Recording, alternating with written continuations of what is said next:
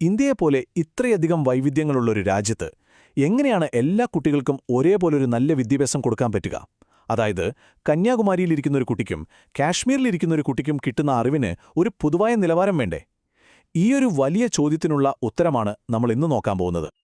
ഇതായിരുന്നു ഏറ്റവും വലിയ വെല്ലുവിളി. ഒന്ന് ചിന്തിച്ചു നോക്കൂ, നിങ്ങൾ കേരളത്തിൽ നിന്ന് 10ാം ക്ലാസ് പാസ്സായിട്ട് ആ സർട്ടിഫിക്കറ്റുമായി ഡൽഹിയിൽ ഒരു ജോലിക്ക് പോകുകയാണെന്ന് വെക്കുക.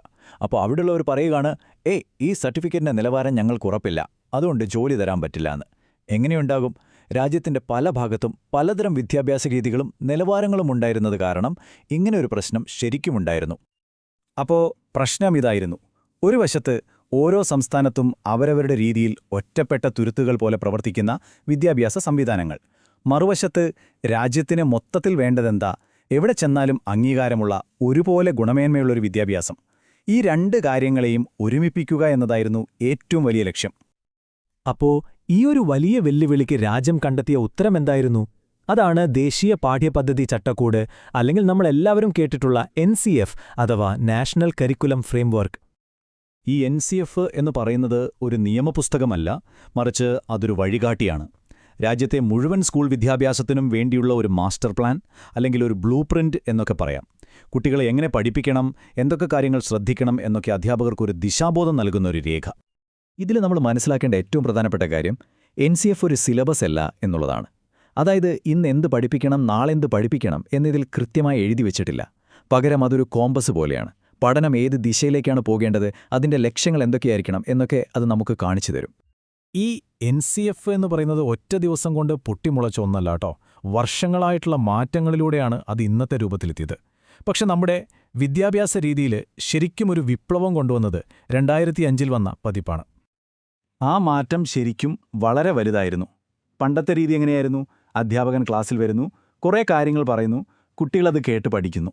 അതായത് ഒരു പാത്രത്തിലേക്ക് വെള്ളം ഒഴിക്കുന്നത് പോലെ കുട്ടിയുടെ തലയിലേക്ക് അറിവ് നിറയ്ക്കുന്നു. എന്നാൽ 2005 NCF പറഞ്ഞു, അതല്ല ശരിയായ രീതി. കുട്ടി സ്വയം ചിന്തിച്ചും പ്രവർത്തിച്ചും സംശയങ്ങൾ ചോദിച്ചും അറിവ് നിർമ്മിക്കുകയാണ് വേണ്ടത്. അധ്യാപകൻ അതിനൊരു സഹായിയായി നിന്നാൽ മതി. പ്രൊഫസർ യശ്പാലിന്റെ നേതൃത്വത്തിലുള്ള കമ്മിറ്റി മുന്നോട്ടുവെച്ചൊരാശയമായിരുന്നു ഈ മാറ്റത്തിന്റെയെല്ലാം കാതൽ. അതാണ് ഭാരമില്ലാത്ത പഠനം. അതായത് പുസ്തകങ്ങളുടെയും പരീക്ഷകളുടെയും ഒരു ഭാരമായി പഠനം മാറരുത്. പകരം അതൊരു സന്തോഷമുള്ള, ആസ്വാദ്യകരമായ അനുഭവമായിരിക്കണം. അപ്പോൾ ഈയൊരു പുതിയ കാഴ്ചപ്പാടിന് പിന്നിലുള്ള പ്രധാനപ്പെട്ട ആശയങ്ങൾ എന്തൊക്കെയാണ്? നമുക്ക് NCFന്റെ ആ 5 മാർഗനിർദ്ദേശക തത്വങ്ങൾ എന്തൊക്കെയാണെന്ന് നോക്കാം. ഈ 5 കാര്യങ്ങൾ ഇന്ത്യൻ സ്കൂളുകളുടെ ലക്ഷ്യം തന്നെ മാറ്റിമറിച്ചു. ഉദാഹരണത്തിന്, പുറം ലോകവുമായി ബന്ധിപ്പിക്കുക എന്ന് പറഞ്ഞാൽ ക്ലാസ്സിൽ പഠിക്കുന്ന കണക്ക് കടയിൽ പോയി സാധനം വാങ്ങുമ്പോൾ എങ്ങനെ ഉപയോഗിക്കാമെന്ന് കുട്ടി മനസ്സിലാക്കണം. കാണാപ്പാഠം ഒഴിവാക്കുക എന്ന് വെച്ചാൽ യുദ്ധം നടന്ന വർഷം മാത്രം പഠിക്കുന്നതിനു പകരം എന്തുകൊണ്ട് ആ യുദ്ധമുണ്ടായി എന്ന് കുട്ടി ചിന്തിക്കണം.